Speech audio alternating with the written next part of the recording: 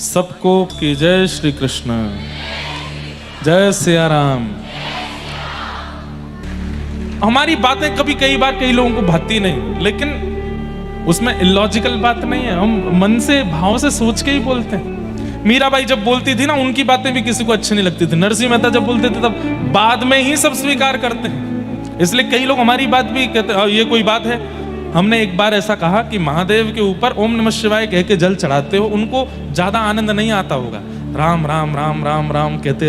हमने जो हमारे महादेव हैं उनके लिए जो जल झारी बनवाई है, जो श्रृंगी बनवाई है, उसमें भी पूरे राम नाम अंकित करवाए हैं कि जो भी जल जावे दुग्ध जावे वो राम नाम स्पर्श करके जावे, महादेव को प्रिय लगेगा। हम कहते हैं हनुमान जी के सामने जाके राम रक्षा स्तोत्र करो, राम जी के सामने जाके हनुमान चालीसा करो। अपने प्रिय की बात सुनने में ज्यादा अच्छा लगता है। अपनी प्रशंसा सुनने में जो प्रसन्न हो वो तो संसारी जीव है, अपने प्रिय की बात सुनने में अच्छा लगता है। तो महादेव से जिसने प्रेम लक्षणा भक्ति के अलावा कुछ भी मांगा, उसका नाश हुआ।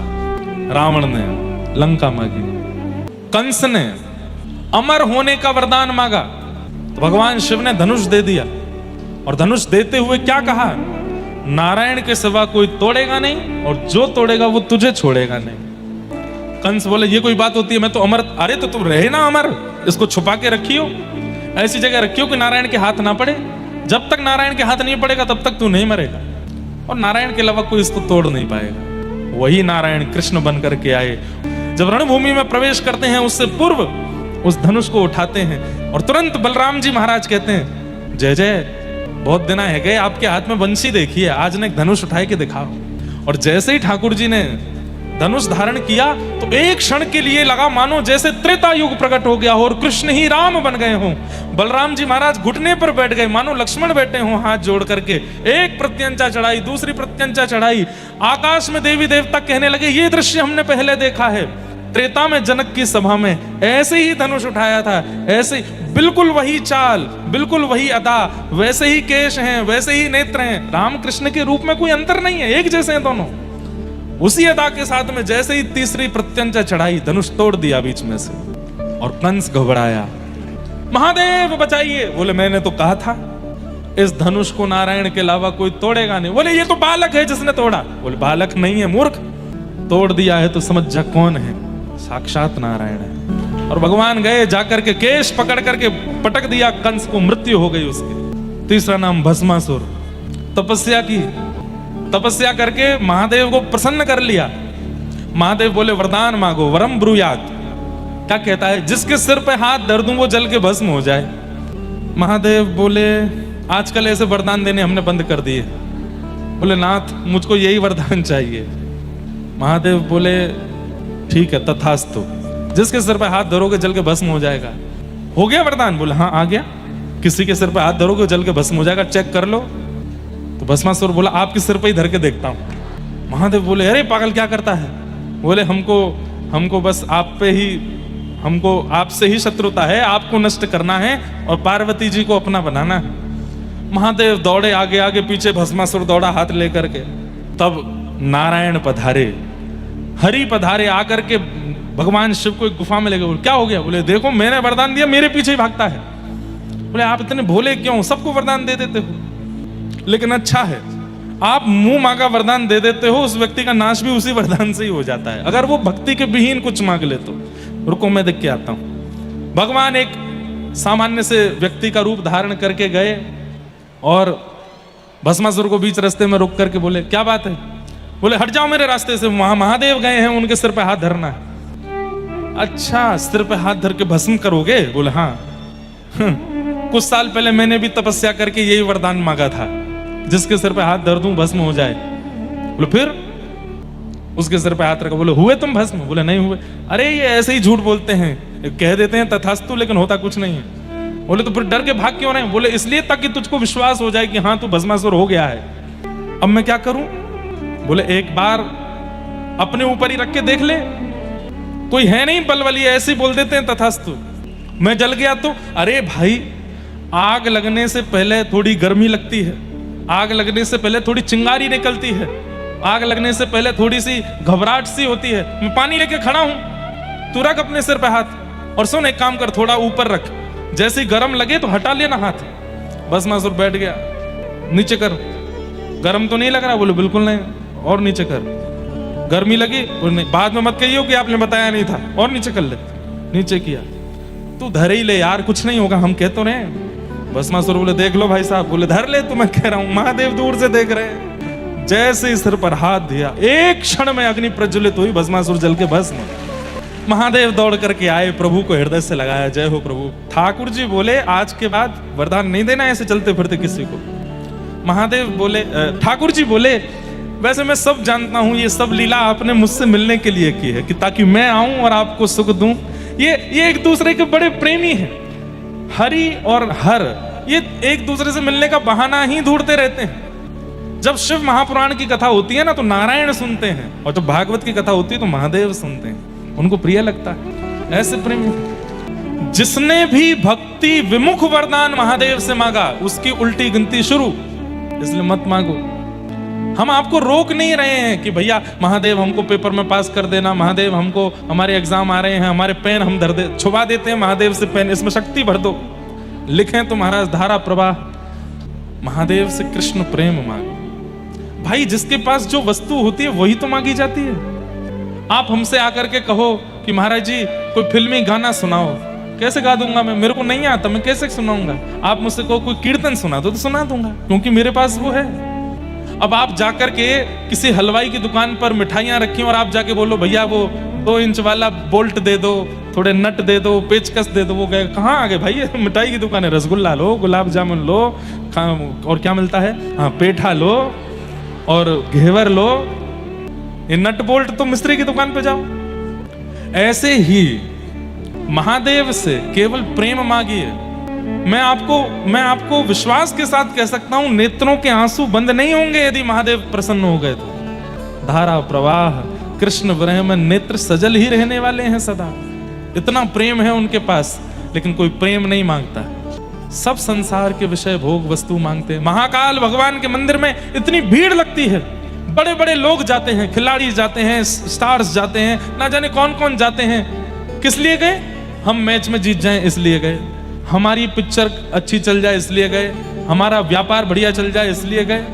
अरे ये सब मत मांगो महादेव से। महादेव से तो केवल प्रेम मांगो।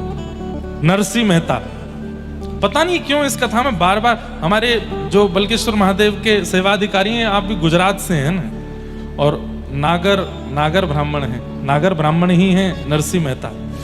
तो नरसिंह मेहता जब उनके सामने महादेव प्रकट हुए तो महादेव प्रकट होकर के सबसे पहला महादेव का स्वरूप है, पहले ही बोलते हैं वरम ब्रूयात, वरदान मांगो, ताकि अगर तुम संसारी वस्तु मांगो तो वो तथास्तु कह के तुरंत चले जाएं। वो पीछा छुड़ाना चाहते हैं, उन पर समय नहीं है बहुत देर रुकने का। नरसिंह मेहता के सामने जैसे प्रकट हो गए महादेव, तो महादेव कहते हैं वरदान मांगो। नरसिंह मेहता क्या कहते हैं? मुझे कुछ नहीं पता कि मुझे क्या चाहिए, और मैं जानता हूं, मैं कथा सुन चुका हूं, जिसने भी आपसे वरदान मांगा उसका नाश ही हुआ है। रावण का नाश हुआ, कुंभकर्ण का नाश हुआ, कंस का नाश हुआ, मुझे अपना नाश नहीं कराना। इसलिए मेरे को तो ये वरदान दे दीजिए, आपके हृदय को जो बहुत प्रिय लगता हो वो मुझको दे दीजिए। महादेव के नेत्र खुल गए, अरे वाह ये क्या मांगते हो? बोले हाँ, आपके हृदय को जो बहुत प्रिय लगता हो वो मुझको दो। महादेव बोले तुमने तो फंसा दिया हमको। बोले जय जय, अब कृपा करिए ना, आपके हृदय को जो सबसे प्रिय हो वो मुझको दो। महादेव ने कहा हाथ पकड़ो। नरसिंह मेहता छोटे बालक थे, हाथ पकड़ा महादेव का, बोले आंख बंद करो, और नेत्र बंद करके कहां जूनागढ़ में प्रकट हुए। और थोड़ी देर में जब नेत्र खोले तो यमुना जी का कल कल प्रवाह है, श्री वृंदावन की कुंज गलियों में प्रकट हो गए। महादेव स्वयं एक गोपी बनकर के, हाथ में मसाल लेकर के, और छोटी गोपी के रूप में नरसिंह मेहता को लेकर के रास में पहुंच गए। और वहां महाराज चल रहा है ठाकुर जी का, और महादेव नरसिंह मेहता को लेके गए, प्रिया प्रियतम के मधुर रास का दर्शन कराया। बंधुओं, कलयुग में, अरे सतयुग त्रेता द्वापर में भी वर्षों वर्षों तक प्रतीक्षा करने पर भी रास का दर्शन नहीं होता। कलयुग में एक क्षण में नरसिंह मेहता ने रास में प्रवेश कर लिया, क्योंकि महादेव की कृपा हुई। दूसरे आत्मदेव नाम के ब्राह्मण, जिन्होंने महादेव की आराधना की, और महादेव जब प्रसन्न होकर प्रकट हो गए तो बोले आपके हृदय की सबसे प्रिय वस्तु मुझे दे दो। महादेव बोले भाई ये मत मांगा करो, बाकी जो चाहे मांगा करो। बोले नहीं अब तो यही चाहिए। तो महादेव बोले रुको। महादेव गए और श्वेत द्वीप से श्री राधा वल्लभ लाल जी को लेकर के आए और आत्मदेव ब्राह्मण को प्रदान कर दिया। वृंदावन के श्री राधा वल्लभ लाल ये महादेव ने ही प्रदान किए हैं एक ब्राह्मण को। राधा वल्लभ जी कौन है? ये महादेव के घर के ठाकुर जी। जैसे हमारे घर के ठाकुर जी हैं, सबके घर में लड्डू गोपाल हैं, प्रियालाल हैं, हमारे श्री गिरधर लाल हैं, ऐसे ही महादेव के निज ठाकुर जी हैं श्री राधा वल्लभ लाल जो वृंदावन में विराजमान है। आत्मदेव ब्राह्मण ने कहा कि अपने हृदय की सबसे प्रिय वस्तु मुझे दो, तो महादेव राधा वल्लभ जी को लेकर प्रकट हो गए और उनको दिया। बाद में फिर कालांतर में भगवान की वंशी के रूप में श्री हितरवंश महाप्रभु आए और आत्मदेव ब्राह्मण से चित्तावल ग्राम से राधा वल्लभ जी को लेकर के वृंदावन पधारे। अरे महादेव से मांगिए, वो प्रेम देते हैं, उनके पास प्रेम ही है। पर हम लोगों को लगता है विशाल चट्टानों के बीच में रहते हैं, हिमालय पर रहते हैं, सदा योगी रहते हैं, सदा जोगी भेष में रहते हैं, तो ये शायद मनोकामना पूर्ण करने वाले होंगे। अरे वो कर देते हैं मनोकामना पूर्ण, पर उससे आपका लाभ होने वाला नहीं है। संसार की कोई वस्तु मांगी तो 10-5 साल सुखी रह लोगे, उसके बाद फिर दुखी होना पड़ेगा। इसलिए महादेव से तो अनंत सुख मांग लीजिए। और क्या मांगो? प्रेम मांगो, प्रिया प्रियतम से प्रेम मांगो, श्री कृष्ण से प्रेम मांगो, व्रज से प्रेम मांगो। तो महादेव से कुछ और मत मांगिएगा, क्योंकि वस्तु मिल तो जाएगी पर लाभकारी नहीं होगी। मैं ऐसा नहीं कहूंगा कि नाश होगा, पर हाँ ऐसा जरूर है कि कलयुग में भगवान ने नाश करना बंद कर दिया है। व्यक्ति अपने कर्मों से मरता है, इसलिए ठाकुर जी यहाँ उद्धार नहीं करते, स्वीकार करते हैं। कलयुग में भगवान उद्धार नहीं करते हैं किसी का भी। जैसे सतयुग त्रेता द्वापर में सुदर्शन चक्र घूम रहा है, कभी भगवान की गदा चली जाती है, कभी भगवान बाण मार देते हैं, आदि आदि। कलिकाल में भगवान को हमारे ऊपर दया आती है कि भाई ये बड़े अबोध बालक हैं, इन पर क्या करें, बोले अपने कर्मों से ही मरेंगे। इसलिए यहां नाश नहीं होता, लेकिन हाँ यदि महादेव से कुछ ऐसा मांगा जो प्रेम विहीन है तो उससे बहुत लाभ नहीं होगा। इसलिए महादेव से मांगना है तो प्रेम मांगो और ठाकुर जी का प्रेम मांगो, वही दे सकते हैं। भीगे देव हैं, 24 घंटा भीगे ही रहते हैं, और भीगे देव के पास जाओगे तो आपको भी भिगो देंगे, प्रेम में भिगो देंगे, भाव में भिगो देंगे।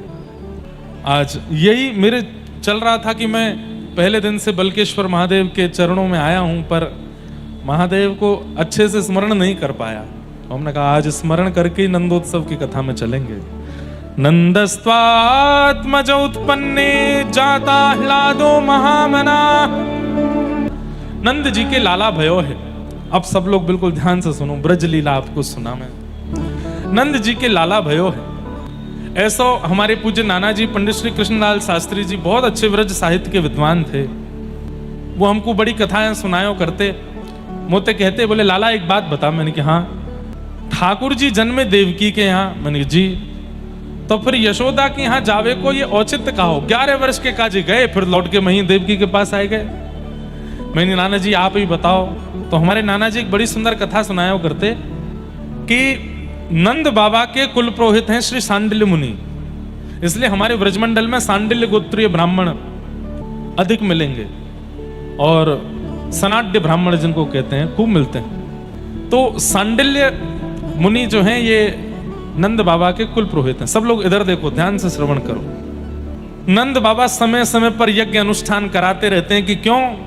कि हमारे वंश को वर्धन हो, हमारे वंश में कोई ऐसा बालक आवे जो हमारी पीढ़ी को आगे लेके चले, और पीढ़ी को आगे लेके चले वह बालक को संकल्प काय भाव से करें। बोले विष्णु आराधनार्थाय।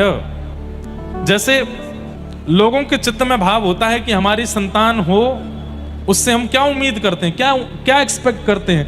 बड़े होकर के पढ़े लिख के विद्वान बने, हमारे वंश को आगे बढ़ावे, हमारी संपत्ति को आगे बढ़ावे, हमारा नाम रोशन करे। लेकिन नंद बाबा की उम्मीदें कुछ और हैं। क्या उम्मीदें हैं? 9 लाख गैया हैं नंद भवन में, मेरे बाद इनकी सेवा कौन करेगो, इनको गोबर कौन उठावेगो, इनको चरावे कौन जावेगो। तो गैयान की सेवा के काज एक ग्वारिया चाहिए। हमारे घर में बिन बुलाए संत आते रहे में, उनको प्रणाम करवे वारो, दक्षिणा करवे वारो, उनकी सेवा करवे वारो, संत सेवा हरिजनन की सेवा करवे वारो एक सेवक चाहिए। व्रजमंडल के राजा हैं नंद बाबा, लेकिन राजान जैसे काम ना आए तो कहा करें? बोले ब्रजवासिन के घर घर जाए कि सब सुखी तो हैं, सब प्रसन्न तो हैं, यही पूछते रहे। तो मेरे बाद कौन पूछेगो? और इन ब्रजवासिन की चरणन की धूल में सदा लौटवे को काम कौन करेगो? कहीं पर भी वंश बढ़े, संपत्ति बढ़े, आदि आदि कामनाओं से पुत्र की कामना नहीं है। स्पष्ट है, विष्णु आराधनार्थाय, विष्णु संबंधी जितनी भी वस्तु हैं उनकी आराधना करने के लिए एक बालक चाहिए, ये संकल्प करते हैं ना नंद बाबा। तो हमारे नाना जी कहते, बोले लाला हर यज्ञ में यही संकल्प करते हैं, गैयन की सेवा करवे वारो, ब्रजवासी की सेवा करवे वारो, संत जनन की, रसिक जनन की सेवा करवे वारो, एक लाला मुकु चाहिए। तो ठाकुर जी इतने प्रसन्न हो गए कि जन्मे तो देवकी के यहाँ, लेकिन जन्म लेते ही दौड़ करके आए नंद बाबा के यहाँ। क्यों? बोले आपने जो बालक की कामना करी है, ऐसो बालक मैं कोई और दे ना सकूं, ऐसो बालक बनके तो मैं स्वयं ही आऊंगा। गैयन की सेवा, हरिजनन की सेवा, ब्रजवासीन की सेवा, ये मुंह तो बढ़िया कोई ना कर पावेगो, या हमारे में कोई अंश नहीं भेजूंगो, कोई आशीर्वाद नहीं भेजूंगो, मैं स्वयं आऊंगा। तो एक कारण तो ये, इसलिए ठाकुर जी नंद बाबा के यहाँ आए। दूसरा कारण बहुत सुंदर, तो सांडिल्य मुनि यज्ञ कराने आते रहते हैं। सांडिल्य मुनि नंद बाबा के परिवार से भली भांति परिचित भी हैं, लेकिन एक बार सांडिल्य मुनि कहीं बड़े व्यस्त हो गए, आ नहीं पाए, और उन्होंने अपनो भांजो भेजो कि लाला तू चलो जा नंद बाबा के यहाँ, यज्ञ है वह कराया। नंद बाबा यशोदा मैया सहित प्रणाम करें, और जैसे ही प्रणाम करें तो यशोदा मैया घूंघट में हैं। अब ये ऐसी भी बात है कि नंद बाबा उम्मीद छोड़ चुके हैं कि अब हमारे लाला होएगा, क्योंकि यशोदा मैया 80 वर्ष की है गई, नंद बाबा भी 80-85 के आसपास के हैं। अब बस ये है कि कोई बात नहीं, यज्ञ करते रहो, अनुष्ठान करते रहो। तो वाह भाव से यज्ञ है। अब संतान के लिए यज्ञ नहीं था, संतान के लिए यज्ञ करनो नंद बाबा ने 10 वर्ष तक छोड़ दियो, क्योंकि अब उनको लगी कि अब शायद नहीं होएगा। तो जब सांडिल्य मुनि के भांजे आए और नंद बाबा और यशोदा मैया ने जब प्रणाम किया, तो यशोदा मैया घूंघट में है, तो नंद बाबा प्रणाम करके गए। अब नए नए ब्याह करें ना तो एक संग प्रणाम करें, लेकिन जब समय निकल तो चलो जाए ना, तो पति पहले कर जाए, फिर पीछे थोड़ी देर बाद पत्नी आवे वो करे, ऐसा होवे बाद में। नए नए तो संग ही करेंगे सब जगह।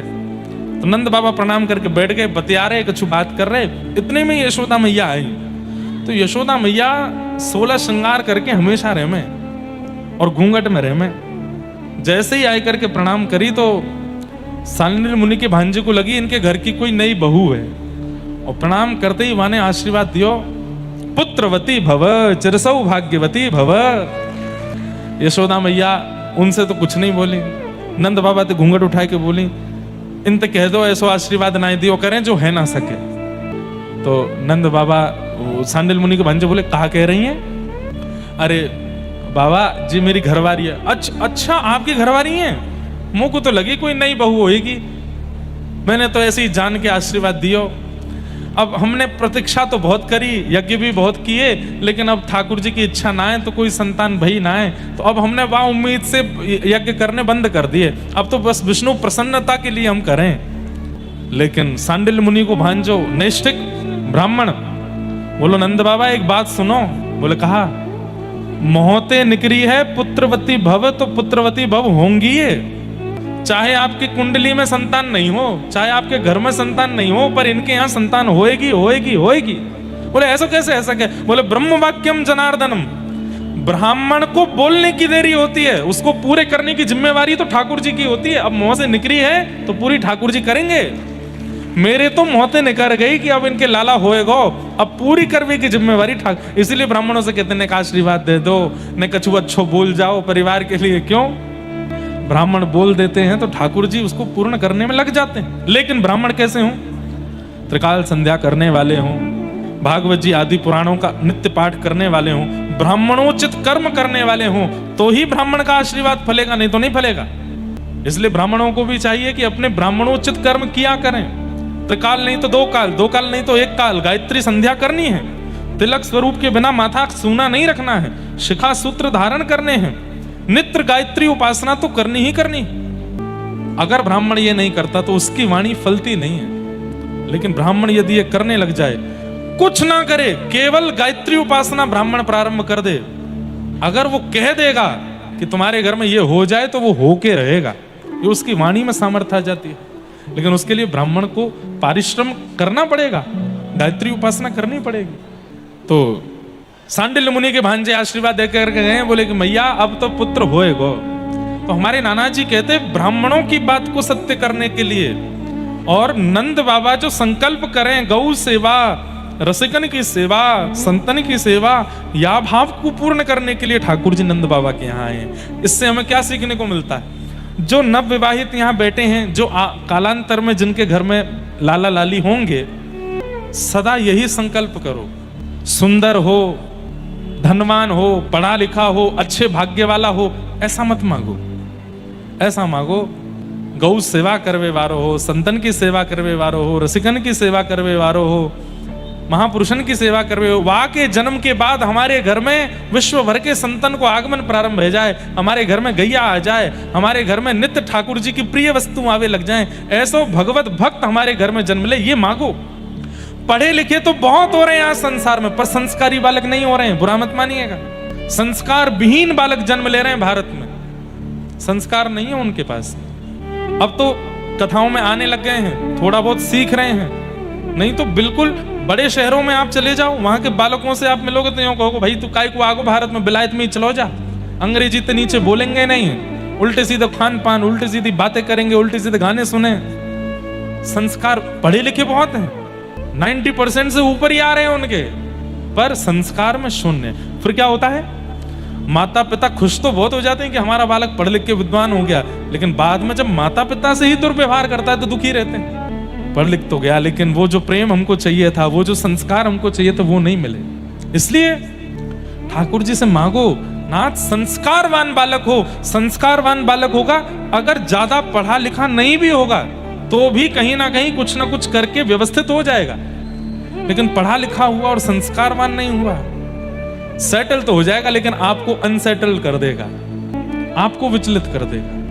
इसलिए ठाकुर जी से कामना करो संस्कारवान बालक हो, भक्तिवान बालक हो, ठाकुर जी की भक्ति करने वाला बालक हमारे घर में जन्म लेवे, ऐसी प्रार्थना करो। तो ठाकुर जी के घर लाला भयो, ब्रजवासीन को जैसी पतो चली कि नंद भवन में लाला भयो है, अब तो महाराज स्थिति देखो ऐसी, सब अपने अपने घर में दौड़ करके गए हैं। और सवेरे सवेरे को समय दही मथ रही थी अधिकतर गोपियां, तो वही दही ले लेकर, अरे कहाँ सुनने को आई है, नंद रानी के लाला भयो है? बोले हाँ लाला भयो है। तो अब व्यवस्था हो तो व्यवस्थित वस्तु लुटाई जाए, तो व्यवस्था नहीं थी तो क्या कर रही हैं? दही मक्खन और दूध इन्हीं को एक दूसरे पर छिड़का रही हैं, अरे बधाई हो नंद बाबा के लाला भयो है।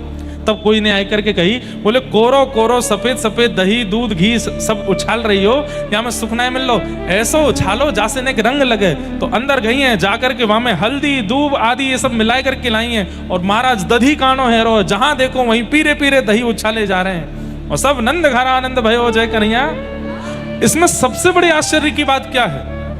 ये ब्रजवासी जो उत्सव मना रहे हैं, इन्होंने अभी तक लाला को देखा भी नहीं है, और बिना देखे ही इतने उत्साह में उत्सव मना रहे हैं। इसका मतलब क्या है? कृष्ण केवल एक बालक के रूप में नहीं, वातावरण के रूप में, वायु के रूप में, प्रकृति के रूप में, स्पर्श के रूप में, मतलब पूरे ब्रजमंडल के रूप में कृष्ण आ गए हैं। बिना देखे ही उतना उत्साह प्रकट हो रहा है। बिना फोटो देखे छोरा भ्याकू हाँ कर दे, ऐसा हो गए? नहीं हो गए। पहले फोटो देखेगो, पहले मिलेगो, फिर हाँ करेगो, लेकिन बिना देखे ही इतने उत्साह में भर गए। अरे उत्साह का वर्णन यदि आप सुन लेंगे भागवत जी में, अवाद्यंत विचित्राणी वादित्राणी महोत्सवे, 6 महीने तक नाचते रहे ब्रजवासी। कब रात हो रही है, कब दिन हो रही है, किसने खाया किसने पिया कोई पता नहीं है। एक दूसरे के कंधा पे चढ़ चढ़ के वही के सिर को ढोलक बना बना करके नाच रहे। नंद घर आनंद भयो जय कन्हैया लाल की, यशोदा के लाला भयो जय कन्हैया लाल की। ये उत्साह आया कैसे? क्योंकि केवल एक बालक के रूप में कृष्ण नहीं है, संपूर्ण ब्रजमंडल ही कृष्ण बन गया है। सबको दर्शन के बाद जो सुख मिलना चाहिए वो पहले ही मिलने लगा है। सबके हृदय को शांति आनंद, मानो ऐसा लग रहा है कि अब हमारा पालक आ गया, व्रज पालक आ गया। गैयाएं भी नृत्य कर रही हैं, बछड़ा भी नृत्य कर रहे हैं, सब आनंद में हैं, सब गा रहे हैं। बंधुओं, उस उत्साह की एक बिंदु, और बिंदु भी नहीं कहूंगा, उस बिंदु का भी दशांश हम लोग अनुभव करते हैं। वो उत्साह का समुद्र कितना अद्भुत रहा होगा। बड़ी बड़ी कथाएं आती हैं नंदोत्सव की। एक कथा सुनाऊं? नंद बाबा अटारी पे खड़े होकर के लुटा रहे हैं, रत्न लुटा रहे हैं, सोना लुटा रहे हैं, हीरे लुटा रहे हैं। इतने में ही नंद बाबा कहाँ देख रहे हैं? सब लोग इधर देखो, ये हमारे ब्रज में गाय हो जाए, नंद मेहर घर लाला जायो, बरसाने से टीको आयो। टीको कब आवे? टीको को मतलब जागू पूरी दुनिया में रोका बोलो जावे ना, हमारे ब्रजमंडल में वाकू टीको बोले, वाकू टीको हेरो है, मतलब संबंध पक्को है गो। लाला 6 दिना को भयो बस, अभी 100 वर भी पूरे ना भये, और 6 दिना तो ज्यादा कह रहा हूं, 2 दिना को ही भयो है, अभी 100 वर भी ना भये, इतने में कहा देखने को मिल रहा है। नंद बाबा ने देखी ये सबरी भीड़ के बीच में थे, और ये इतनो सारो सामान सिर पर धर करके कौन आए रहो है। इतने में कोई ने हल्ला किया, अरे बाबा, बोले हाँ बरसाने के हमारे श्री वृषभानु बाबा आ रहे हैं। नंद बाबा के बचपन के मित्र हैं श्री वृषभानु जी। वृषभानु बाबा और नंद बाबा दोनों यमुना स्नान करवे जायो करते, और दोनों हाथ पकड़ के डुबकी लगा के कहते, मेरे लाला भयो और तुम्हारी लाली भई, तो हम यहाँ मित्रता को संबंध में परिवर्तित कर देंगे, एक दूसरे को ब्याह कर देंगे। भानु बाबा भी बोलते, मेरे लाला भयो तुम्हारी लाली भई, तो हम फिर उनको ब्याह कर देंगे। बोले हाँ ठीक है। आज अभी तक किशोरी जी को जन्म नहीं भयो है। 2 मत हैं हमारे व्रज के, एक मत में किशोरी जी 1 साल बड़ी हैं, एक मत में किशोरी जी 1 साल छोटी। अब बड़ी हो चाहे छोटी हो, हम तो यही कहमे हमारे माई श्यामा जू को राज, चाहे बड़ी हो चाहे छोटी हो, राज उन्हीं को ही है व्रजमंडल में। तो अभी तक किशोरी जी को जन्म भयो नहीं है, ठाकुर जी को जन्म भयो, और महाराज वृषभानु बाबा टीको लेके आए गए। नंद बाबा उतर करके आए। नंद बाबा को पहले लगी कि लाला हेवे की खुशी में बधाई लेके आए। नंद बाबा बोले, आओ भैया मित्र बड़े, तुम्हारी कृपा से और तुम सबन की कृपा से देखो लाला भयो है। वृषभानु बाबा बोले, वो सब तो ठीक है, समधी जी लो चैन पहनो। नंद बाबा बोले, अब बोलूं कैसे? बोले ये क्या कर रहे हैं समधी जी? अरे लाला 2 दिनों को भयो अभी, और लाला 2 दिनों को भयो सो भयो, बात ठीक है, इनके तो लाली है ही ना है, बिना लाली के समधी बनने। यशोदा मैया के पास कीर्ति मैया गई है, हृदय से लगा रही हैं, और जैसे समधी समधन मिले वैसे ही मिल रही हैं, और उनको साड़ी दे रही हैं। आपको बहुत बहुत बधाई। अब तो ये मित्रता संबंध में परिवर्तित है व्यवहारी है। नंद बाबा बेचारे कछु नहीं कह रहे हैं, भीतर लेके गए, और टोपी कुर्ता, बढ़िया सुंदर टोपी कुर्ता और जूती, ठाकुर जी 2 दिना की छोटी छोटी जूती आई हैं उनकी, और पामन में पहना करके, हाथन में कड़ूला, पामन में सुंदर पहना के, और गले में हार पहना के टीको कर दियो। ब्राह्मण देवता पूरा वो कर रहे हैं, मंत्रोच्चारण कर रहे हैं, और नंद बाबा यशोदा मैया खड़े खड़े संकोच में देख रहे हैं, ये है कारो है। और जैसे ही नारियल धरो हाथ में, 2 दिना के लाला के हाथ में नारियल धर के, और महाराज सबरे बरसाने वाले तो बधाई देने लगे, बधाई हो सबन को बधाई हो, संबंध पक्को है गो, टीको है गो लाला को। 2 दिना के गोपाल जी को टीको है गो। नंद बाबा बोले, वृषभानु बाबा ने एकांत में आओ। एकांत में गए, बोले कहा बात है? देखो आप बुरो मत मानियो, मैं आपको संकोच में ना डालना चाहूं, पर संबंध तो तब होवे जब लाली लाला दोनों हूं मैं। लाला है क्यों मान लियो कि आपने वाको टीको कर दिया, अभी 2 ही दिना को है, लेकिन लाली अभी बरसाने में किलकारी तो भई नहीं है, और आप संबंध पक्को कर गए। बोले मैं यही मारे संबंध पक्को करके गया हूं। 9 लाख गैया चारों तरफ नंद भवन के खड़ी हैं, तो गैया साक्षी, हजारों ब्रजवासी चारों तरफ खड़े हैं, तो ये सब ब्रजवासी साक्षी, असंख्य ब्राह्मण वेद ध्वनि पाठ कर रहे हैं, ये सब साक्षी बनेंगे। मैं टीको करके लाल को जा रहा हूं। अब आकाश में बैठे देवतान को भी ध्यान रखना पड़ेगा, लाला को टीको है गए हो, कहीं क्वारो नहीं रह जाए, हमारी बरसाने में लाली भेजें। मैं तो पक्को करके जा रहा हूं, तुम्हारो लाला कहीं क्वारो नहीं रह जाए। अरे गैयाओं ध्यान रखियो लाला को, अरे ब्रजवासियों सबरे, अब तक तो यही जप रहे, अभी तो भयो ना है, अभी तो भयो ना है, अभी तो ब्रज में यही कीर्तन चलता था, अभी तो भयो ना है, जाने कब होएगो। अब से अपनो संकीर्तन बदलो, अब कहा के नो, अभी तो भई ना है, अभी तो भई ना है, जाने कब होएगी। और बोले चाहो कि इतने बरसन में भयो लाला कहीं क्वारो नहीं रह जाए, तो अब यही मंत्र जाप शुरू करो कि बरसाने में छोरी आनी चाहिए। और भैया मैं यही मारे टीको करके जा रहा हूं कि मुझको विश्वास है यमुना जी, गैया और ये सब ब्राह्मण मुझको निराश नहीं करेंगे, बरसाने में तो लाली ही आवेगी। अब तो बस प्रतीक्षा करो। ठाकुर जी के हैवे के बाद से ही व्रजमंडल में नाम जब शुरू हो गए, अभी तो भई ना है, अभी तो भई ना है, जाने कब होएगी। जब ठाकुर जी 1 साल के भय, प्रथम जन्माष्टमी हुई है व्रजमंडल में, ऐसा उत्सव मनाया कि बादलों के रंग बदल गए, कोई गुलाबी कोई बैगनी, इतना उत्सव ब्रजमंडल में मनाया। लाला 1 वर्ष के भय, और वह 1 वर्ष के उत्सव में वृषभानु बाबा और कीर्ति मैया फिर से आई हैं। अब की बार कीर्ति मैया गर्व से, और बस यही प्रार्थना करके गई हैं कि 1 महीना और है, आप कृपा करियो, सब मंगलमय हो। और ठीक 1 महीना बाद अष्टमी के ही दिन नंद बाबा बैठे हैं और इतने में खबर आई है, बोले बाबा बधाई हो। काय बात की बधाई, काय बात की बधाई? ना ना ना ना, घर में बहू आवे वारी है, बहू को जन्म भयो, बधाई हो। ऐसी अद्भुत संरचना, ऐसी अद्भुत लीला, ऐसे अद्भुत विवाह को प्रसंग और कहीं सुनो ही नहीं होगा कि ससुर जी को बहू के जन्म की बधाई मिल रही है। नंद बाबा यशोदा मैया दोनों बड़े प्रसन्न भये। यशोदा मैया के तो नेत्रन से आंसू निकलने लगे। एक दिन 1 साल को लाला, 2 दांत निकले हैं बस, अभी नेक नेक बैठना सीखे और बिल्कुल दुल्हा जैसा श्रृंगार किया ठाकुर जी को। बढ़िया वाली अचकन पहनाई है, नीचे बढ़िया सुंदर एक धोती पहनाई है, जामे से सब आर पार दिखाई दे रहा है। पीत झंगुलिया पहने, लाला पीत झंगुली पहने, जामे से शाम कांति स्पष्ट दिखाई देवे ठाकुर जी की। गले में बगनखा पहनो है, सिर पर अपने घुंघराले केशन को बांध करके वहां में एक मोती बांध के एक मोर पिछ लगाया है। यशोदा मैया ने गोद में उठाए और महाराज बैलगाड़ी में सामग्री भर करके नंद बाबा पहुंचे हैं सीधे बरसाना धाम। और बरसाने जैसे ही पहुंचे, वहां जाकर के देखा अद्भुत अद्भुत आनंद। अच्छा, एक प्रसंग ऐसा भी आता कि नंद बाबा के मन में यूं आ रही थी कि हमसे बड़ा उत्सव ना कर सके, हमने जैसो लाला के जन्म को उत्सव कियो वैसो उत्सव भानु बाबा ना कर सके। लेकिन जैसे ही बरसाना पहुंचे हैं महाराज, वहां जाकर के जब देखा है, देख करके नंद बाबा की आंख खुली रह गई। आहा, नंद बाबा यशोदा मैया जैसे ही पहुंचे कीर्ति भवन में, सब लोग इधर देखो, ध्यान से सुनो, वार्ता मत करो, सब यहां देखो। जैसे ही पहुंचे यशोदा मैया ज्यों ज्यों वह स्वर्ण पलना के पास गई हैं, और जैसे ही किशोरी जी को रूप देखो है, आहा। अरे कह रहे हैं रूप तो बाद की बात है, किशोरी जी अपने चरण ऐसे हाथ से पकड़ के लेटी भई हैं, और वो चरणन को जो नीचे को भाग है वो दर्शन कियो यशोदा मैया ने।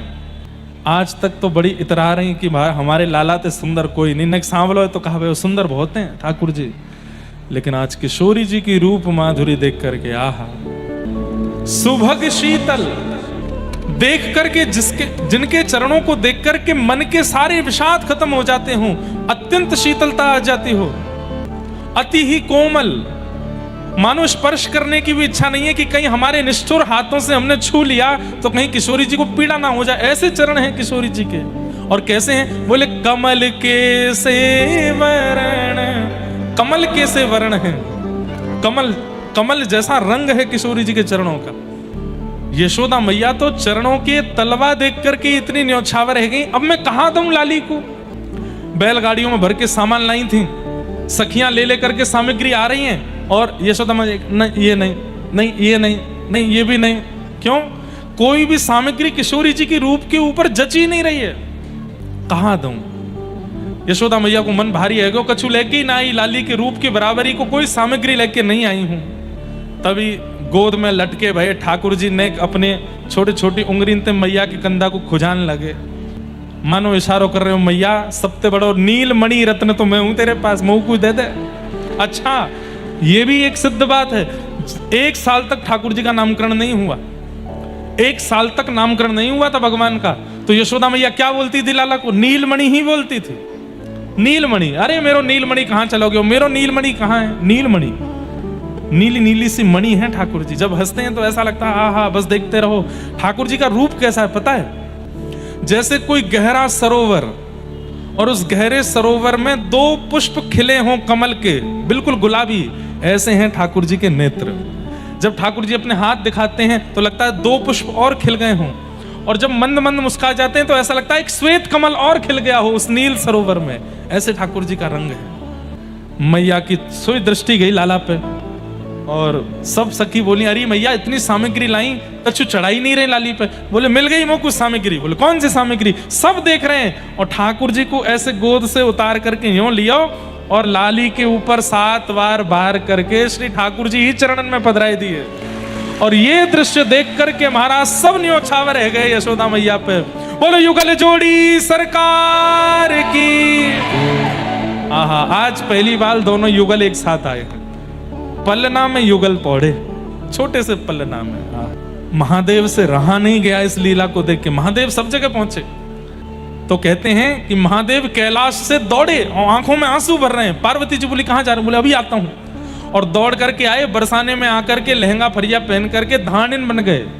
व्रज में, वृंदावन में तो वृंदावन में महादेव गोपी बनते हैं, बरसाने में आके ढांडिन बन जाएं। ढांडिन कौन है? ये ढांडिन की प्रथा हमारी व्रज की बड़ी पुरानी रही, अब नहीं है। और यह परंपरा में कहा है लाली विराज जाओ, हाँ ले लेंगे, आपसे लेंगे, विराजो। अच्छा, कितने अच्छे अच्छे बालक हैं, सब कोई कुछ बना के लाते हैं। कोई हमको राका डॉन बना के लाता है, कोई हमको डेका डॉन बना के लाता है, और कोई बढ़िया ऐसा नहीं है। देखो एक और बालक पीछे बना के लाया, सब बढ़िया बढ़िया। देखो जगन्नाथ जी वंशी बजा रहे हैं, कितनी तत्परता से बेचारे रात दिन बैठ के चित्र, देखो कितने सारे प्रकट हो गए एक साथ, कितने सारे चित्र बन के आए हैं। सब रखो, सब ले जाएंगे हम अपने घर में। हाँ धल्ले हो, हमारे घर में एक चित्रशाला खुलने वाली है। क्या बता रहा था मैं? बैठ जाओ, लेंगे लाली, बैठो, विराजो। सब लोग नीचे कर लो, कथा सुनो। इतनी बढ़िया कथा चल रही है। महादेव देखो क्या बन के आए हैं, ढांडिन। ढांडिन बन करके गए। और ढांडिन क्या करते हैं? ये केवल और केवल आशीर्वाद देते हैं, और आशीर्वाद देने के बाद यजमान इनको मुंह मांगी दक्षिणा देते हैं। तब ढांडिन बन के, बड़ी अच्छी लीला है, मैं पूरी तो नहीं गाऊंगा। इस बार लाल जी का उत्सव हुआ था बरसाना में, ब्याहुला उत्सव, तो उसमें एक दिन ढांडिन लीला हुई थी और वहाँ श्री जी की ढांडिन हुई थी। तो ढांडिन खूब नाचती हैं, गाती हैं, सब करती हैं। अंत में भानु बाबा कहते हैं क्या चाहिए? तब कहते हैं कि ये दोनों युगल जो लेटे हैं ना पलना में, इन दोनों की पीत झंगुलिया और नीली झंगुलिया। झंगुली किसको कहते हैं? जो केवल गले में टांग ली जाए और नीचे ऐसी लटकी रहे, वो झंगुली छोटे छोटे बच्चे पहने। और वो झंगुली उन्होंने दान में मांगी, और वही झंगुली लेकर के महादेव अपनी जटा में आज तक बांध करके बैठे हैं कैलाश पर। आज भी जटाओं के मध्य में श्री प्रिया जी की, श्री किशोरी जी की जन्म की पहनी वही झंगुली महादेव पहन करके बैठे। कौन जाने, महादेव जैसा रसिक नहीं है कोई विश्व में। हमारी भागवत जी में कहते हैं वैष्णवानाम यथा शंभु, महादेव जैसा कोई वैष्णव नहीं, रसिक नहीं। प्रेम में छके हुए हैं महादेव। कोई मांगे तो सही उनसे वो भाव। हम लोग केवल उनको तांडव करने वाला समझते हैं, हम लोग केवल उनको जोगी समझते हैं, हम लोग केवल उनको एक भस्म रमाए एक योगी के रूप में भगवान महादेव को देखते हैं। नहीं, वो तो अनंत रसिक हैं। सदा नेत्रबंध के करते क्या हैं? ठाकुर जी की, प्रिया जी की लीलाओं को ही देखते रहते हैं। इस प्रकार श्री किशोरी जी का प्राकट्य हुआ। और तो ऐसे महाराज ये तो 2 दिना के भय नाए, जन्म नहीं भयो वासे पहले को इनको संबंध पक्को है गयो। लेकिन ये प्रकट रूप में सब जगह सार्वजनिक कथाओं में विवाह का प्रसंग नहीं है। ये केवल रसिकों के लिए रखा गया, इसलिए कहीं कहीं गर्ग संहिता आदियों में भगवान के विवाह का किशोरी जी के साथ प्रसंग बताया गया। ये नित्य एक हैं, हमारे नित्य किशोर अजन्मा, बिहरत एक प्राण दो तन्मा। हमारी हरिदास परंपरा में कहते हैं कि प्रिया प्रियतम तो सदा सदा से एक हैं। ये कोई द्वापर में जन्म हुआ उसके बाद से इनकी प्रसिद्धि नहीं। गोलोक धाम नित्य है, और वहां नित्य गोलोक धाम में प्रिया प्रियतम नित्य विहार करते हैं, नित्य एक दूसरे के संग रहते हैं। और इस नित्य केली का अनुभव पहली बार इस द्वापर युग में ठाकुर जी ने कराया। नहीं तो ये नित्य केली केवल और केवल रसिकों के लिए और महादेव सरी के कुछ देवताओं के लिए थी बस। और कोई इस नित्य प्रिया प्रियतम की केली को देख नहीं सकता था इस द्वापर से पहले। ये तो इस द्वापर में ठाकुर जी ने हम जीवों पर कृपा करके व्रजमंडल में प्रकट होकर के प्रिया जी के साथ उस नित्य केली का कुछ अंश हमें अनुभव कराया। तो लाला 6 दिना के भय, और पूतना नाम की राक्षसी आई। भगवान ने अपने नेत्रन पे हाथ धर लियो। क्यों?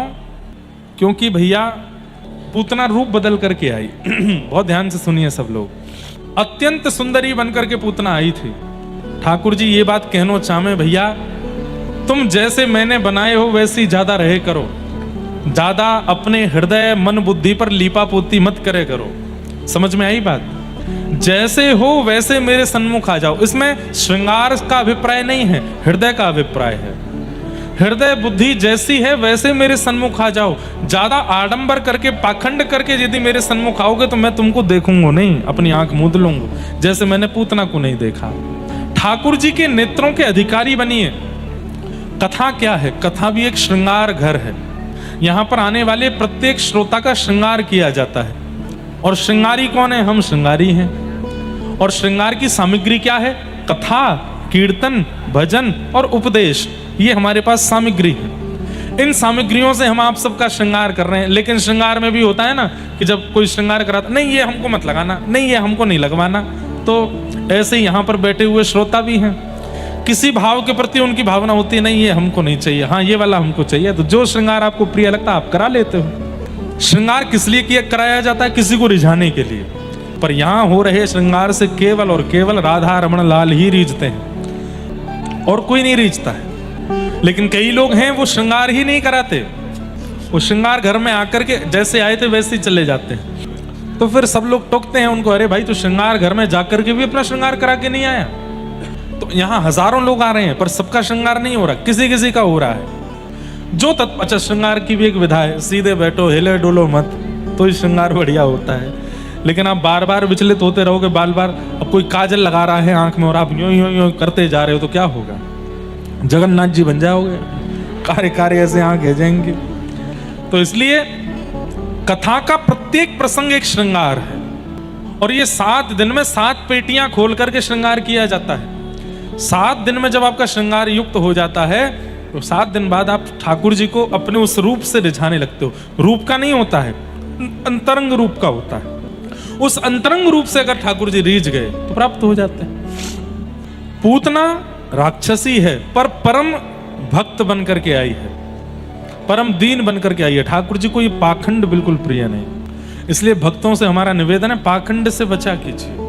पाखंड भक्ति के साथ आ जाता है कभी कभी, जब लगता है कि लोग बाग हमसे इंप्रेस हो रहे हैं, लोग बाग हमारी भक्ति हमारी भावना से खुश हो रहे हैं, तो हम फिर उसका आडंबर करने लगते हैं। हमको लगता है किसी ने कुछ ये जो फुसफुस चल रही है इसमें कुछ छिड़का है, सुगंधी तो आई लेकिन हमारे गले में पहुंच गई है। इसलिए बीच बीच में वो अवरोध जैसा हो रहा है। क्या बता रहा था मैं? हाँ, पूतना को भगवान ने नहीं देखा।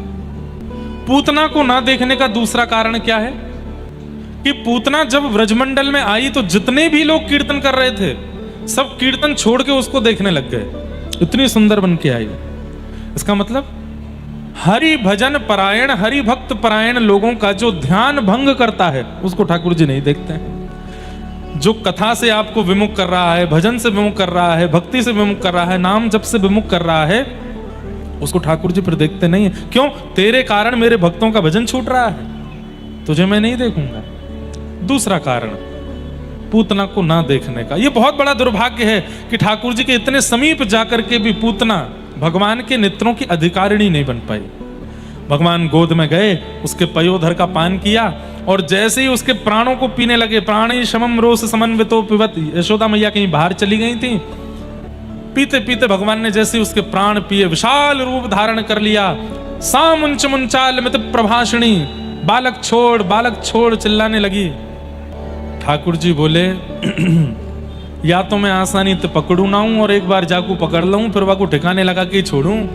मौसी जी रो मत। 6 दिन के बालक जब बोलने लगे, पूतना बोली अरे बालक बोलता है, छोटा सा बालक बोलता है। और भगवान ने जैसे ही प्राण पिए पूतना का वध हो गया। बोलो पूतना मर्दन भगवान की। 6 दिन के ठाकुर जी ने पूतना का वध किया। एक बहुत सुंदर कारण हमारे पूज्य पिताजी बताते हैं कि ठाकुर जी ने नेत्र बंद करके महादेव को याद किया। क्यों? महादेव हम तो दूध घी दही मक्खन पीवे खावे आए हैं, पर ये मौसी देखो हमको जन्म लेती विष पिवावे आई है। अब विष पीवे को अधिकार और विष पीवे का अभ्यास हमारे पास तो है नहीं। इसलिए हे महादेव आप मेरे कंठ में आकर के बैठ जाओ और मैं जैसे ही आपको पयोधर पीऊंगो, वह पयोधर में से जितनों भी विष तत्व है वो आप पी लियो, दूध में पी जाऊंगो। या हमारे ठाकुर जी ने महादेव को स्मरण किया। अद्भुत लीलाएं हैं ठाकुर जी के। पूतना का वध किया, जोर की आवाज हुई, ब्रजवासी बोले कहां भयो? तो जाके देखी नंद भवन की पीछे की दीवार टूटी पड़ी और विशाल विकराल पूतना पड़ी है। सब लोग पहले नंद भवन के भीतर गए, लाला कहां है? ना पलना में है, ना बिस्तर पे, ना यशोदा मैया के पास। जैसे ही सबने झांक करके देखी तो पूतना के ऊपर ठाकुर जी लेटे। दौड़ करके सबने ऊपर से ठाकुर जी उठाए। अब इसमें भी हमारे नाना जी बड़ी सुंदर बात बताते, बोले लाला ठाकुर जी की, जैसे मैंने एक प्रश्न किया था ठाकुर जी राक्षसों को प्रधानता देते हैं कि भक्तों को? बताओ, भक्तों को। सब यही उत्तर दोगे। तो फिर पूतना के लिए वीवीआईपी ट्रीटमेंट, उसको अंदर तक बुला लिया, पलना तक आ गई वो, उसकी गोद में भी चले गए, और जो सुख किसी को नहीं दिया उसका पयोधर भी पी लिया। क्यों? तो ये मैंने प्रश्न नाना जी से किया, तो हमारे नाना जी ने इतना सुंदर उत्तर दिया कि आप सुन के आनंदित हो जाओगे। हमारे नाना जी बोले लाला देख, ठाकुर जी जब प्रकट भये तो 6 दिना के अंदर लगभग ब्रजवासी ने लाला के दर्शन कर लिए, लाइन लगा के सबने देख लिए। गुस्सा है गई कौन? गौशाला की सबरी गैया। बोले जबरदस्ती अपना नाम धर रखो गौ ब्राह्मण प्रतिपालक श्री कृष्ण। अरे काय बात के गौ ब्राह्मण प्रतिपालक? 6 दिन है गए जन्म लिए और अभी तक गौशाला में हमको दर्शन देवे नहीं आए हैं। हम गैया हैं, हमारे खुर हैं, 4-4 पाँव में, हमको कोई भीतर नंद भवन में तो लेके जावे को नहीं। हम यहाँ बंदी भई हैं गौशाला में, और चारों धर दियो गए, और ये चराती रहो और दूध निकाल के लाला को अभिषेक करती रहो। काय बात को करें? और लाला अनेक नेत्रन को तो दिखे, एक बार आके हमारा स्पर्श कर जाए, कहा बुराई है? अरे हमारे काज पृथ्वी पर आयो तो हमते आके मिलना चाहिए सबसे पहले। सो ठाकुर जी के पास ये पुकार गैयान की पहुंच गई। ठाकुर जी बोले अभी मैं 6 दिना को हूं, कहीं चल के बाहर आ गया तो सबरे ब्रजवासी डर के भाग जाएंगे। 6 दिना को लाला चलन लगो, सामर्थ्य तो पूरी है मुंह में, लेकिन मुंह को पूर्ण रूपेण लाला जैसी लीला करनी है तो मैं चलूंगा नहीं, फिरूंगा नहीं, लेकिन गैयान को दर्शन कैसे दूं? तो ठाकुर जी बोले रुक जाओ, एक लंबी नसैनी मंगाऊं। भाई नसैनी समझे? एक लंबी सीढ़ी मंगाऊं, बाप पे चढ़ के तुम सबन को दर्शन कराऊंगा। बोले कैसे? तो 6 दिना के ठाकुर जी ने पूतना को इतनो वीवीआईपी ट्रीटमेंट दियो, भीतर तक बुलाए ले, क्योंकि ठाकुर जी जानते हैं कि अपने रूप में आएगी तो ये लंबी हो जाएगी, और या के पयोधर पर लटको लटको मैं भी ऊपर पहुंच जाऊंगा तो सबरी गैयान को मेरो दर्शन है जाएगा। जितनी गैया हैं सब मेरो दर्शन कर लेंगे। गैया लगे और गैयान को दर्शन देवे के काजे ठाकुर जी ने पूतना को माध्यम बनायो। इसलिए कहीं भी किसी भी लीला में किसी राक्षस को प्रधानता ठाकुर जी दे रहे नहीं, अंतरंग रूप से किसी ना किसी भक्त के ऊपर कृपा कर रहे हैं, उसके द्वारा भी भक्तों के लिए ही आए हैं वो। जैसे ही पूतना के ऊपर से ठाकुर जी उठाए तो गैया व्याकुल है गई, ठाकुर जी को दूर से देखो है, इच्छा मन में है लगी कि हम पास से न देख लें। सो ठाकुर जी ने एक और लीला कर दी। कैसे? जैसे ही ठाकुर जी पूतना की गोद से उठाए तो सब गोपी बोली अरे 6 दिना को लाला ये राक्षसी आए गई, और याने आए करके कहीं कोई अला बला लाला पर टोना टोट का नाय कर दियो हो, कहाँ करें कहाँ करें? तो सबरी ब्रजवासी गोपी बोली लाला को लेके गौशाला चलो, गौमूत्र से स्नान करावेंगी, गौ गोबर या के अंगन पे लगावेंगी, और गैया की पूंछते या को झाड़ो लगा देंगी, सोई सबरी अला बला निकल जाएंगी। ठाकुर जी मंद मंद मुस्का रहे हैं, अब तो खुश हो गैया हूं, तुम्हारे पास ही आ रहा हूं। सोई सबरी गोपी लेकर के ठाकुर जी को गौशाला गई, भगवान को गैया की पूंछ से झाड़ा लगाया। ये एक ये टोना टोटका नहीं है, ठाकुर जी की अला बला को दूर करने के लिए यशोदा मैया का एक उपचार है। आज की माताएं भी कर सकती हैं। देसी गैया जहां विराजती हो, बालक बहुत रो रहा हो, बहुत विचित्र बेचैन हो रहा हो, समझ ना आ रहा हो क्या दिक्कत है, ले जाओ गैया के पास, बैठ जाओ बालक को गोद में लेके, थोड़ी देर जो आपको स्तुति आती है वो स्तुति गैया के सामने बैठ के गाओ, और गैया की पूंछ से अपने बालक को झाड़ा लगाओ। गैया की चरण रज लेकर के लाला के 12 अंगों पे लगाओ, 12 अंगों पे लगाओ, और 12 अंगों पर लगा करके थोड़ा सा गौमूत्र और गौ गोबर का मिश्रण लेकर के हल्का सा टीका उसके माथे पर लगा दो, और ये सब सामग्रियां घर ले जाओ। जब तक बालक 6 महीना 1 साल का ना हो, गौ गोबर गौ रज नित्य लगाओ उसको। कोई अला बला टोना टोटका रोना धोना कुछ नहीं होगा उसको। क्यों? क्योंकि यही उपचार व्रजपालक ठाकुर जी के लिए यशोदा मैया करती हैं। आपके लाला तो नेक्से से एक घर के पालक हैं, उनको कर दो। गैया जानवर नहीं है, गैया पशु नहीं है, गैया तो भगवान की वैद्य है। जैसे हमारे वैद्य डॉक्टर हैं, ऐसे भगवान की वैद्य है गैया। उसकी सब सामग्री वैद्य के समान है, औषधि के समान है। इसलिए अपने अपने बालकों को कम से कम 5 साल तक बालकों का जन्मदिन गौशाला में ही मनाना चाहिए, गैयाओं के बीच में ही मनाना चाहिए। आप कहेंगे महाराज जी 5 साल ही क्यों, जीवन भर मनाओ, उससे बढ़िया तो कुछ हो ही नहीं। हमारे लाल जी जन्माष्टमी उत्सव करके शाम के समय वृंदावन में भक्तिपद गौकुलम है, लाल जी की गौशाला, वहां जाते हैं और गैयान के बीच में बैठते हैं। गैया उनको चाटती हैं, गैया उनको प्रेम से खूब, हम कुछ छेड़ते भी नहीं, कभी कभी गिरा दें लाल जी को, बढ़िया प्रेम से गैयाओं के बीच में लाल जी रहते हैं, बहुत आनंद करते हैं। होली खेलने ठाकुर जी गैयाओं के पास जाते हैं। 2 नियम हैं उनके ठाकुर जी के, एक तो 3 नियम है, गोपाष्टमी, जन्माष्टमी और होली। 3 दिन लाल जी गौशाला जाते हैं, गैयाओं के बीच में ही रहते हैं। इसलिए अपने अपने बालकों को भी गौशाला ले जाया करो। इस प्रकार भगवान ने पूतना का वध किया। आगे भगवान का पलना महोत्सव हुआ और इसी बीच करवट महोत्सव मना। पहली करवट ली लाल जी ने 3 महीना के जब भये। करवट लेते ही पूरे ब्रजमंडल में नगाड़े बजन लगे, लाला ने करवट ले ली, लाला ने करवट ले ली, बधाई हो। ब्रजवासी इकट्ठे है गए। लाल जी को मैया ले जाकर के एकांत में बैलगाड़ी के नीचे कपड़ा को झूला बना के वहां में सुवाए दें। इतने ब्रजवासी आ गए, लाला कुछ छेड़ हैं, चैन ते सो जाएगो। लाल जी जैसे थोड़ी देर झूलते झूलते सोए, यशोदा मैया उठ के वहां से चली गई। लाल जी ने तुरंत आंख खोल करके देखी, अच्छा मैया, बड़े बड़े योगी तपी जपीन को मैं मिलूं ना हूं और तो पे कृपा करके मैं तेरे पास आया, तुम को अकेलो छोड़ के चली गई। ठाकुर जी कभी नहीं चाहते कि हम उनसे दूर जाएं, सदा उनके पास रहें, ये उनको अति प्रिय लगता है। हर किसी के लिए नहीं, जो प्रेम लक्षण भक्ति करते हैं उनको ठाकुर जी कभी नहीं चाहते कि ये मुझसे दूर जाएं। कई लोग वृंदावन से वापस आने में जब रोते हैं ना, वो नहीं रो रहे हैं, ठाकुर जी भावुक हो रहे हैं। ठाकुर जी कह रहे हैं मत जाओ, यहीं रह जाओ, हमारे पास ही रह जाओ, हमसे दूर मत जाओ। बहुत प्रिय लगता है ठाकुर जी को अपने भक्तों को देखते रहना। रोज नए नए वस्त्र पहन के श्रृंगार करके टिपटॉप बन के तैयार होते हैं बिहारी जी, राधा वल्लभ जी, राधा रमन जी। किसके लिए? आप सबको देखने के लिए। अरे हम लोगों में भी आलस से आ जाता है तो पुराने वस्त्र दोबारा पहन लेते हैं। हमारे ठाकुर जी पुराने वस्त्र कभी नहीं पहनते, रोज नए वस्त्र पहनते। क्यों? आज मेरा वो एक सेवक आ रहा है, वाकू दर्शन देनो मुझको। कितना प्रेम करते हैं ठाकुर जी, बहुत प्रेम करते हैं, इसलिए उनके प्रेम को स्वीकार किया करो। यशोदा मैया जैसे ही उठ के दूर गई, ठाकुर जी बोले अच्छा मैया तुम होते दूर जा रही है, अभी बताऊं। अब इसमें मान लो कि ठाकुर जी को पता था, या ये भी मान लो कि नहीं पता था। ठाकुर जी ने तो मैया को बुलाने के लिए क्रिया की। क्या?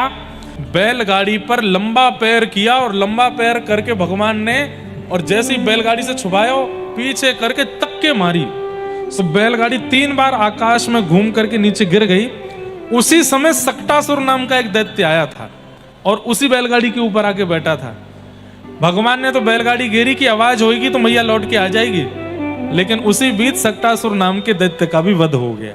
बोलो सक्टासुर मर्दन भगवान की। सोचिए बंधुओं, एक बात बोलूं, ठाकुर जी की माया बड़ी अद्भुत है। शास्त्री जी अनुज जी को भेजो। ठाकुर जी की माया बड़ी अद्भुत है, और वो अद्भुत माया कैसी है कि एक बार मार्कंडेय ऋषि का नाम सुना है? मार्कंडेय ऋषि ने भगवान से क्या प्रार्थना की कि मुझे आपकी माया का दर्शन करना है। ठाकुर जी बोले भैया कैसे, तुमको तो 5 साल का जीवन था बस मार्कंडेय ऋषि का। महादेव की कृपा से, बड़ी अच्छी कथा है मार्कंडेय ऋषि की। मार्कंडेय ऋषि एक काशी के ब्राह्मण के यहाँ आपका जन्म हुआ, तो काशी के ब्राह्मण ने तप करके महादेव को प्रसन्न किया। महादेव प्रसन्न होकर के बोले वरदान मांगो। बोले एक पुत्र दे दीजिए। तो महादेव बोले कुपुत्र दें कि सुपुत्र दें? बोले ये कैसा प्रश्न है? बोले कुपुत्र देंगे उसकी आयु तो लंबी होगी लेकिन परेशान बहुत करेगा, और सुपुत्र सुख तो बहुत देगा लेकिन अल्प आयु में चला जाएगा। ब्राह्मण देवता बोले भगवान कुपुत्र मत दो, सुपुत्र ही दे दो, अल्प सुख ही ले लेंगे हम। तो महादेव ने मार्कंडेय ऋषि के रूप में बालक उनको प्रदान किए और कह दिया ये बालक केवल 5 वर्ष जिएगा। ब्राह्मण देव तो सुनकर के अरे जय जय, ये क्या किया, 5 वर्ष का जन्म बस? बोले बस यही है। महादेव अंतर ध्यान हो गए। अब वो उस बालक को लेकर के हर संत के पास जामे, उनके चरणों में प्रणाम करें, आप आशीर्वाद दो, दीर्घायु हो, दीर्घायु हो। सब लोग ध्यान से सुनो, इधर देखो, दीर्घायु हो। एक बार काशी की गलियों में लेकर के ब्राह्मण अपने बालक को घूम रहे थे, तब सप्तऋषि आए। सप्तऋषि कौन है? महादेव के प्रथम 7 शिष्य ही सप्तऋषि हैं। अचानक से वे सप्तऋषि आ गए और ब्राह्मण देवता ने अपने बालक को उनके चरणों में बोले आप इसको आशीर्वाद दो। वो बालक प्रणाम करने में इतना निपुण हो गया था, 2-3 साल की उसकी उम्र हो गई थी। वो प्रणाम इतना अद्भुत करता था कि जो संत जन होते थे उससे प्रभावित हो जाते थे। सप्त ऋषियों ने आशीर्वाद दिया, दीर्घायु भव, तो ब्राह्मण देव बोले भगवान, अच्छा वो ब्राह्मण क्या करते थे, जब आशीर्वाद देते थे उसके बाद बताते थे कि महादेव ने इसको केवल 5 वर्ष जीने का आज्ञा की है और आपने दीर्घायु कर दिया, अब आप संभालो इसको, दीर्घायु होनी चाहिए। सप्तऋषि बोले तुमने तो हमको फंसा दिया, महादेव ने इसको 5 साल जीने की आज्ञा दी, हमने इसको दीर्घायु कर दिया, अब क्या करें? बोले मैं नहीं जानता, 2 साल और बचे, इसके 3 साल का है, अब आप ही बचाओ, नहीं तो आपका आशीर्वाद विफल हो जाएगा। सप्तऋषि बोले सीधे महादेव के पास तो नहीं जा सकते, हमारे गुरुदेव हैं वो। तो उस बालक को लेके ब्रह्मा जी के पास गए और बालक से कहा ब्रह्मा जी को लंबी दंडौत करना और जैसे तुम करते हो वैसे ही करना। गोल मटोल बढ़िया सुंदर स्वरूप था। ब्रह्मा जी को जाकर के हा ऐसे दंडौत करें, फिर उठें, फिर दंडौत करें, फिर कभी नासिका से दंडौत करें, कभी एक पैर पे एक पैर रख के दंडौत करें। ब्रह्मा जी इतने खुश हो गए, अरे अरे अरे वाह वाह वाह, बड़ा प्यारा लाला है, दीर्घायु भव। सुनो, सप्तऋषि बोले अब हमारा कंटक कटा, अब तुम जानो।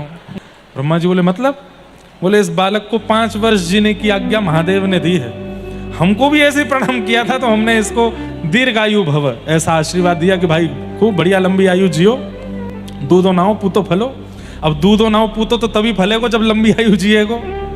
हम तो घबरा गए थे, पता जब चला कि 5 साल का ही इसको आज्ञा है महादेव की, तो हम आपके पास ले आए। अब बढ़िया, अब आप जानो, आपका काम जानिए, इस बालक की आयु लंबी होनी चाहिए। ब्रह्मा जी बोले, तो ब्रह्मा जी उस बालक को लेके सीधे महादेव के पास गए और महादेव के चरणों में और बढ़िया बोले ऐसे ही प्रणाम करना, इधर देखो, इधर देखो, यहाँ देखो, ऐसे ही प्रणाम करना। जैसे ही उस बालक ने प्रणाम किया, महादेव भी देख करके प्रसन्न हो रहे हैं, वाह, और इधर आओ, बहुत बढ़िया, प्यारा लाला, दीर्घायु भव। ब्रह्मा जी बोले सप्तऋषियों खुश हो जाओ, मैं भी खुश हूं, जिसने वरदान दिया उसी ने आशीर्वाद दे दिया। महादेव बोले क्या हुआ? बोले ये वही बालक है काशी के ब्राह्मण का जिसको आपने 5 साल जीने की आज्ञा दी थी। ब्रह्मा जी मंद मंद मुस्काने लगे। महादेव बोले कोई बात नहीं। ब्राह्मण को बुलाया, बोले ले जाओ बालक को। बोले महाराज वो 5 वर्ष वाला जो आप बताए थे, बोले नहीं होगा। बोले हुआ तो? बोले हम देखेंगे, 5 वर्ष पूर्ण होते ही मैं आऊंगा काशी में, फिर से प्रकट होऊंगा मैं। और मार्कंडेय बालक जब 5 वर्ष के हुए, यमराज प्रकट हो गए और यमराज प्रकट होकर के जैसे ही उस बालक को पकड़ने लगे, इतने में ही त्रिशूल आया महादेव का और ब्रह्मा जी के वो यमराज के सामने आकर के खड़ा हो गया। बोले नहीं छू सकते इस बालक को। बोले क्यों? 5 वर्ष में इसको जाना है। महादेव प्रकट हो गए। बोले भगवान आपने ही प्रथम वाक्य दिया है कि ये 5 वर्ष में जाएगा, और ये हमारे देव समाज का नियम है कि पहली बात पहले पूरी होगी, दूसरी बात बाद में। तो पहली बात है कि 5 वर्ष में इसको जाना है, तो वो तो पहले होगा। अब आपने इसको वरदान दिया, आशीर्वाद दिया, वो मैं नहीं जानता। महादेव बोले सुनो, हमारे सामने बैठो। बैठ गए। बोले मानवों के 5 वर्ष और ब्रह्मा के 5 वर्ष और हमारे 5 वर्ष और नारायण के 5 वर्षों में अंतर होता है। हमारे 5 वर्ष कैसे होते हैं? आज 1 साल, 2 साल, 3 साल, 4 साल, 365 दिन 1 साल के 5 बार अगर हम कर लें तो हमारे 5 साल हो जाएंगे। लेकिन ब्रह्मा जी का 5 साल ऐसा नहीं है। ब्रह्मा जी का 5 साल कैसा है? सतयुग त्रेता द्वापर कलयुग, सतयुग त्रेता द्वापर कलयुग, सतयुग त्रेता द्वापर कलयुग, सतयुग त्रेता द्वापर कलयुग। जब 71 टाइम्स बीत जाएगा तब ब्रह्मा जी का 1 दिन होगा। ऐसे ब्रह्मा जी के 5 साल, ऐसे ब्रह्मा जी भी जब 100 साल जीते हैं तब महादेव का 1 दिन होता है। तो महादेव बोले हमारे 5 साल के अनुसार तो ये बालक कब तक जीवित रहेगा यमराज? आप इसको लेकर के नहीं जा सकते। हमारे 5 साल तक ये बालक रहेगा। इसलिए मार्कंडेय ऋषि आज भी चिरंजीवी हैं, आज भी जीवित हैं। भगवान की माया कैसी, मैं इस विषय पे बोल रहा था। तो मार्कंडेय ऋषि ने भगवान से कहा कि मुझे अपनी माया दिखाओ। तो ठाकुर जी ने कैसे माया दिखाई? मार्कंडेय ऋषि अपने आश्रम पर बैठ करके हवन कर रहे थे, ओम भू स्वाहा, और जैसे ही समिधा छोड़ी उसी समय उनके नेत्रबंद हुए, और नेत्रबंद होते ही आश्रम तो अंतर्ध्यान होगा, सामने से लंबी चौड़ी लहरें आ रही हैं, समुद्र में तूफान आ रहा है, प्रलयकालीन समुद्र हो रहा है, आकाश से हाथी के सूंड के समान बूंदें गिर रही हैं, पृथ्वी चटक चटक करके जगह जगह से प्रलयकालीन समुद्र में डूबती जा रही है, सब नष्ट हो गया। एक लहर देखी जो हिमालय की सबसे ऊंची चोटी के ऊपर से आ रही है, पूरा पृथ्वी प्रलयकालीन समुद्र में डूब गई। लेकिन तभी क्या देखते हैं, सब मर गए, अकेले मार्कंडेय ऋषि बचे हैं। तभी एक वटवृक्ष का पत्र बहता हुआ आया और उस पर नन्हे से गोपाल जी अपने पैर के अंगूठा को पी रहे हैं। भगवान आपकी माया अद्भुत है, अद्भुत है। और ये पूरी माया इस बीच में मगरमच्छ के पेट में भी वो चले गए थे, मछली भी उनको निगल गई थी, और जाने क्या क्या उन्होंने देखा। इसी बीच में हजारों साल की वो तपस्या भी कर आए, इसी बीच में लाखों वर्ष वो हिमालय पर भी रहा है, और इसी बीच में उन्होंने प्रलय भी देख लिया। और सब कुछ देखने के बाद भगवान ने आशीर्वाद दिया, देख ली हमारी माया? बोले हाँ देख ली। और जैसे ही चुटकी बजाई ठाकुर जी ने, तो कहां पहुंचे? अपने ही आश्रम में वो समिधा छोड़ रहे, ओम भू स्वाहा। एक क्षण के लिए आंख बंद हुई, इतने में तो सालों की तपस्या, हिमालय की यात्रा, समुद्र का प्रलय सब देख करके वापस भी आ गए। घबरा गए मार्कंडेय ऋषि, बोले नाथ अब नहीं देखना, देख लिया आपकी माया। कलिकाल में एक भक्त ने जगन्नाथपुरी में प्रार्थना की, मुझे आपकी माया देखनी है, जगन्नाथ भगवान से। तो नित्य समुद्र स्नान करने जाता था, रोज जगन्नाथ जी से कहता अपनी माया का मुझे दर्शन करा दीजिए बस। जैसे ही समुद्र स्नान करने गया, समुद्र की लहर आई, उसने सिर डुबाया, और सिर डुबाते ही जब बाहर निकाला तो कहां पहुंच गया? काशी के मणिकर्णिका घाट पर। गंगा जी से निकला, ढूंढ रहा है, ऐसे देखे इधर देखो, बोले समुद्र कहां गया, पुरी कहां गई? आने जाने वाले लोग बोले क्या बात है भैया, क्या खो गया तुम्हारा? बोले कौन सी नगरी है? बोले काशी है, वाराणसी है। क्या हो गया? बोले मैं तो समुद्र में नहा रहा था। तो सब बोले अरे पागल आदमी, ये गंगा जी है, समुद्र नहीं है। उन्होंने मन में सोचा कि अगर मैं इनको पूरी बात बताऊंगा कि मैं समुद्र में नहा रहा था, वहां से यहां आ गया, और पागल बोलेंगे, शांत रहने में भला ये देखूं तो सही हो क्या रहा है। वहीं एक परम विद्वान बैठे थे, उनको बोले कहां से आए हो? बोले आया हूं कहीं से, खो गया हूं। बोले चलो हमारे साथ चलो। ब्राह्मण उसको अपने घर ले गए, अपने घर ले जाकर के लिखाने पढ़ाने लगे। 60 वर्ष की उनकी अवस्था थी। 60 वर्ष की अवस्था में वो ब्राह्मण जो उनको लेकर के गए, उन्होंने एक दिन उनसे निवेदन किया, क्या कि तुम हमको योग्य लगते हो, हमारी पुत्री वो भी अब विवाहिता है, उससे तुम ब्याह कर लो। और उस ब्राह्मण की कन्या से उसका ब्याह हो गया। ब्याह के बाद बालक हो गए, बालकों के ब्याह हो गए, ब्याह होकर के बालकों के भी बालक हो गए, नाती पोता सब जन्म ले लिए। एक दिन सोचने लगे, कहा मैं जगन्नाथपुरी में था, भगवान से कहता था अपनी माया दिखाओ, ठाकुर जी ने काशी भेज दिया, वहां पर मेरी ब्राह्मणी प्रतीक्षा कर रही होगी मेरी, लेकिन अब तो बहुत आगे निकल गई बात, यहाँ मेरे बालक बच्चे सब हो गए। चलो, रोज गंगा जी स्नान करने जाते थे, आज फिर से गंगा स्नान करने के लिए जब गए, जैसे डुबकी लगाई तो फिर से महीपुरी में निकले, और उसी लहर से बाहर निकले जिस लहर से भीतर गए थे। और बाहर आकर के जब पीछे मुड़ के देखा तो ब्राह्मणी खड़ी है। इतनी देर हो गई है, समुद्र के भीतर ही मूड़ गाड़े बैठे हो, निकल के आओ बाहर। बाहर निकल के आए, देवी कितनी देर हुई मुझे, अभी तो गए थे भीतर। बोले वहां मेरा ब्याह हो गया, मेरे बालक आदि सब हो गए, मेरे सब कुछ हो गया। कहते हैं इतने घबरा गए वो। एक दिन उन्होंने पुरी में क्या देखा, काशी में जिनसे उनका ब्याह हुआ और जिनसे बालक हुआ वो सब उनको ढूंढते हुए जगन्नाथपुरी आ गए। तो दौड़ करके जगन्नाथ भगवान के पास गए, बोले नहीं देखनी माया, नहीं देखनी माया। जगन्नाथ भगवान प्रकट हुए, और देखनी है? बोले नहीं देखनी। इसलिए जैसा जीवन मिल रहा है उसमें प्रसन्न रहो, जाओ चलो। तो ये भी हो सकता है कि मैं और आप भी शायद कोई स्वप्न में हैं, अभी हम कहीं बैठे हैं और कहीं से स्वप्न देखा है और वो स्वप्न चल रहा है। और यही होता है, पता है, मृत्यु के बाद किसी किसी को ऐसा लगता है कि मैं वैकुंठ में बैठा था, मैंने आंख बंद करी थी, पृथ्वी पर जाकर के ब्याह कर आया, बच्चे कर आया, इतना सब कुछ बना बनू के दोबारा अभी अभी आंख खुली है मेरी। स्वप्न जैसा ही है। इसलिए मिथ्या वदति लोकोयम, संसार मिथ्या है, हमको पता ही नहीं है सत्य है कि नहीं, सब माया है भगवान की। मैं भी मैं हूं ये इस बात का प्रमाण नहीं है, मैं शायद कोई और हो सकता हूं, कहीं और का हूं, ठाकुर जी की माया के कारण यहां घूम रहा हूं। अब ज्यादा इसमें पढ़ना नहीं तो सबको वैराग्य आ जाएगा, लेकिन ये सब माया है। ठाकुर जी की माया बड़ी विचित्र। सक्टासुर का भगवान ने वध किया। सक्टासुर के वध के बाद धीरे धीरे ठाकुर जी 1 साल के हुए, भगवान का नामकरण संस्कार हुआ। 1 वर्ष के लाला हुए, नामकरण हुआ ठाकुर जी का कृष्ण। गर्गाचार्य जी ने आकर के भगवान का नाम कृष्ण रखा। धीरे धीरे लाला बड़े हुए, चोरी करने लगे हैं। अब 3 बरस के ठाकुर जी हो गए। एक संस्था बनाई है, बाल गोपाल चौर प्रचार प्रसार मंडल। और इनका काम क्या है? बोले घर घर गोपियों के जाते हैं और वहां से जाकर के चोरी करके आते हैं। क्यों करते हैं चोरी? क्योंकि ब्रजवासी इन सबके ऊपर कंस ने एक कर लगा रखा है कि कोई भी व्यक्ति अपने घर में अधिक संख्या में दूध, घी, दही, मक्खन नहीं रख सकता, सबको मथुरा भेजना पड़ता। इसलिए ठाकुर जी ने मन में विचार किया कि कंस के पास जावे उससे अच्छा हम ही चुरा के खा जाएंगे। सब ब्रजवासियों के साथ जाकर के ठाकुर जी चोरी कर करके खा जाते हैं। ऐसी मधुर लीला वृंदावन में कर रहे हैं। एक दिन मैया की मटकी फोड़ दी, सो मैया ने ठाकुर जी को ऊखल से बांध दिया। भगवान खिसक खिसक करके गए, दो वृक्षों के बीच से जब निकले, दो वृक्षों का स्पर्श होते ही नल कुंवर मणिग्रीव प्रकट हो गए। भगवान की स्तुति गाई, भगवान ने उनको मुक्त किया। दो वृक्षों को लाला के इर्द गिर्द गिरा हुआ देख करके यशोदा मैया ने निर्णय ले लिया कि अब हम गोकुल में नहीं रहेंगे, और सब ब्रजवासी वृंदावन को चले गए। सब ब्रजवासी मिलकर के इंद्र की पूजा करते हैं। ठाकुर जी ने जाकर के सब ब्रजवासियों को समझाया, बोले एक इंद्र की पूजा करते हो, और भी देवी देवता हैं, उनकी पूजा करो। बोले लाला 33 कोटि देवता हैं, सबकी पूजा करेंगे तो हम तो ऐसे बूढ़े रह जाएंगे। तो बोले एक ये साध हैं, सब सद हैं, एक ऐसे की पूजा करो जिससे सब तृप्त हो जाएं। बोले ऐसा कौन है? बोले नारायण।